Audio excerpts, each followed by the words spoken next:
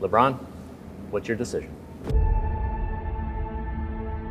The 2011 Miami Heat were the most hated team in NBA history. LeBron, Wade, and Bosh went viral with every lob dunk and changed free agency forever. But even after the Heat won 2 championships, some people still think LeBron's era with Miami was unsuccessful and that they could have done more. Could that really be true?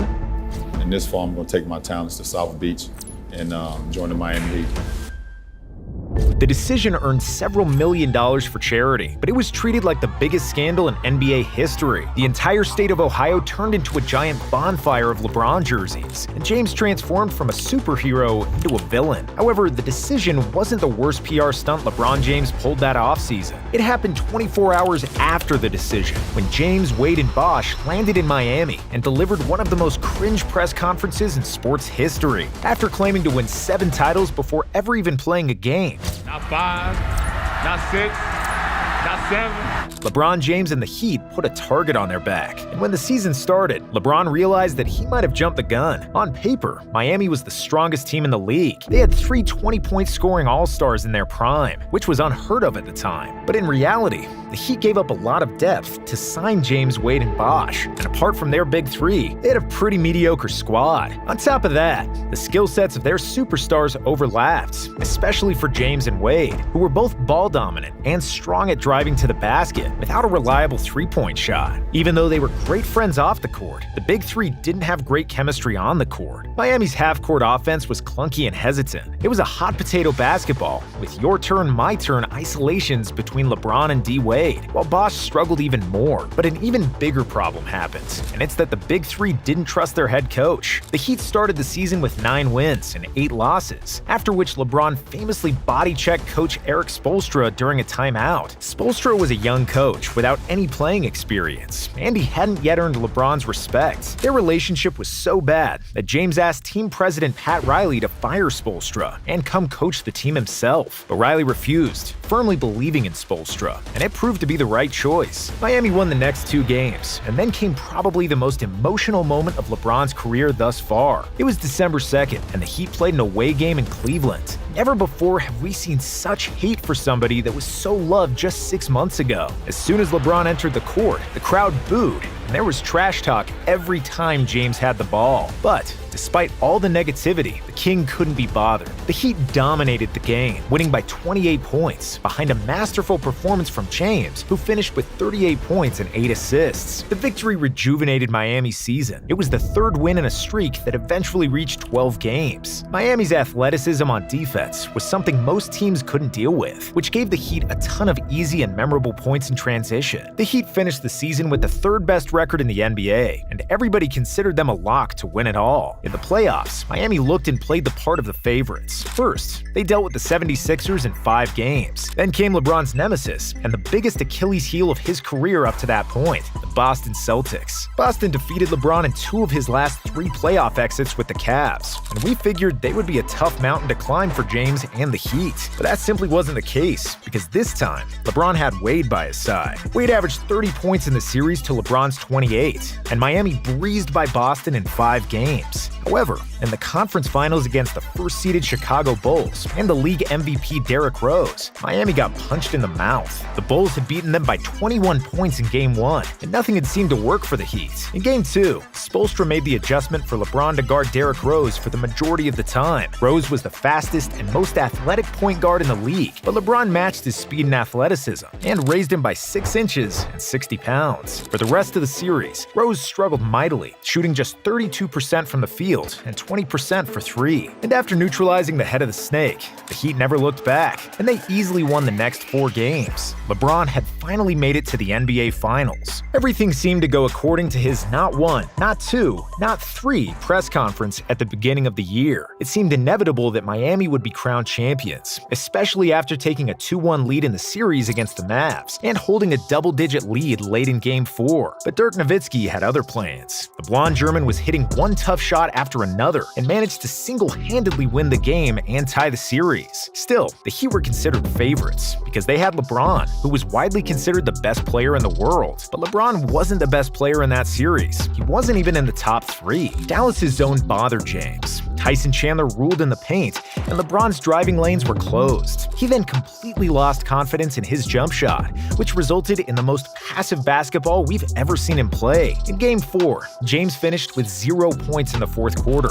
with only 1 shot attempt, and in Game 5, he scored just 2 points in the fourth, where the Heat lost again. In Game 6, with his back against the wall, King James failed to deliver once again, and the Mavs deservedly won the 2011 championship. Apart from his jumper going MIA, we also witnessed how uncomfortable LeBron was playing with his back to the basket, most notably when he unsuccessfully tried to post up a 5'10" JJ Barea. The Kings' legacy took a devastating blow, and the Mavericks pulled one of the biggest upsets in NBA Finals history. But from a 2022 perspective, Dallas's victory shouldn't have been all that surprising. On their way to the finals, the Mavs swept the defending champions Kobe Bryant and his LA Lakers. In the conference finals, they defeated Kevin Durant, Russell Westbrook, and James Harden in OKC. And even though their team lacked star power after Nowitzki, they still had a Hall of Fame point guard in Jason Kidd, who made all the right decisions and hit clutch shots. They had Tyson Chandler, who was the second best defensive center in the NBA at the time, behind only Dwight Howard. And most importantly, the Mavs had a lot of three-point shooters, while Miami did not. So it's easy to see why the Heat lost that series. After the finals, LeBron realized he needed to work on his game, and he called Hakeem Olajuwon to teach him some of his famous post moves. LeBron worked on his game day and night, but he wasn't the only one busting his ass to improve Miami's offense. Eric Spoelstra is one of the hardest working coaches in NBA history, and he spent an entire summer trying to perfect Miami's half-court offense. Spo introduced a spread offense he saw in football to give James the freedom to operate one-on-one, with shooters to spread the floor. Bosh was moved to the center position, and Wade accepted the role of a second option. It's common in today's NBA to play small ball without a traditional center, and with 5 players who can shoot and dribble. But in 2012, this was revolutionary. Even though Mike D'Antoni was the first coach to implement this system, the Heat finished the 2012 regular season as the 2nd seed, with LeBron as the league MVP. Miami dismantled the New York Knicks in the first round, but the first game of the second round was believed to be a disaster. Chris Bosh got injured and was expected to miss the next 3 weeks. After he went down, Indiana won the next 2 games, and it seemed like Miami could flunk out even sooner than they did last year. But LeBron and D-Wade were like 2 hungry lions, fighting for their lives against a pack of hyenas. In Game 4, the 2 stars combined for 70 points, and they absolutely trashed Indiana for the rest of the way, winning every game of the series. Bosh's injury proved to be a blessing in disguise, because without him in the lineup, the Heat fully embraced the small ball lineups. When Bosh returned from injury, he was exclusively playing the center position, which opened a ton of space for LeBron and Wade. However, the conference finals against the feisty Celtics proved to be the most dramatic series of them all. Miami took a 2-0 lead, but Boston showed incredible resiliency, always edging out Miami in the clutch, winning the next 3 games. Before Game 6 in Boston, LeBron and Miami stared into the abyss of another playoff loss, and another bitter pill to swallow. But the King wasn't going to let that happen. LeBron played like a man possessed, scoring 30 points in the first half on 12 of 14 shooting. In the second half, as soon as the Celtics made some kind of a run, LeBron was there to bail the Heat out. James's haters hoped to see another painful playoff exit, but they saw a complete obliteration of the Celtics with 4 future Hall of Famers. The King finished with 45 points, 15 rebounds, and 5 assists on 73% shooting. If the game wasn't a blowout and he played the entire fourth quarter, LeBron would have probably finished with 50 points and 20 rebounds. In Game 7, LeBron had a 30-point triple-double, and the Heat finished off the Celtics, making another NBA Finals. Against OKC, the series once again started off on the wrong foot, as Kevin Durant convincingly won Game 1 for the Thunder. But for the rest of the series, LeBron and the Heat proved that they were the best team of the season. Miami won the next 4 games, and James was finally a champion and the Finals MVP. We saw some laughter and some tears on LeBron's face, but most of all, we saw a big sigh of relief as he finally captured the only trophy he's been missing his whole career. In 2013,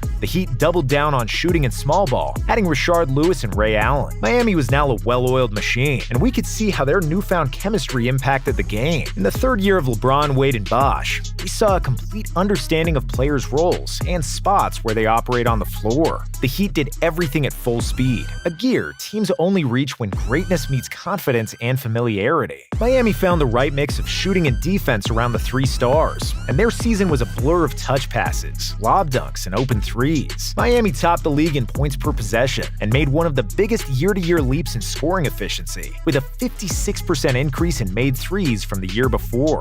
On February 1st, the Heat lost to the Pacers 102-89, but they didn't lose again until March 27th, a run of 27 straight victories that ranks as the second longest in NBA history. Miami finished that season with 66 wins. LeBron won his 4th MVP title, and this Heat squad has to be considered one of the best regular season teams of all time. The Heat then blitzed through the first 2 rounds of the playoffs and had lost just 3 out of 48 games entering the conference finals against Indiana. But the Pacers proved to be one tough nut to crack. It looked like the Heat would lose Game 1 until LeBron made a game-winning layup at the buzzer, but the Pacers bounced back, and after 6 games, the series was tied. However, in Game 7, the Pacers' shooting finally gave out, and Miami finally prevailed behind LeBron's 32 points. In the finals against the Spurs, the Heat ran into the team that had just as much talent as they did. Tim Duncan was still Tim Duncan. Parker was one of 2 best NBA point guards at the time. Manu was still genius as a 6th man, and they also had the emerging Kawhi Leonard, who was the best perimeter defender LeBron ever faced. It didn't look good for the Heat. Down 3-2 in the series, Miami was trailing by 5 with 28 seconds remaining. But after a made 3 from LeBron and missed free throw from Kawhi, the Heat had a chance to tie the game. And what happened next was one of the most exhilarating sequences in NBA history.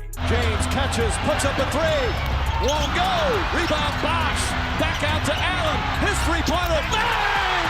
Tie game! Miami won the game in overtime, forced Game 7, which was another spectacularly close game. But LeBron once again proved his clutch gene, hitting a tie-clinching shot over Kawhi Leonard and proving that the 2011 Finals was a fluke. It was harder than expected, but Miami won back-to-back titles, and LeBron's not 1, not 2, not 3 prophecy didn't seem so far-fetched. In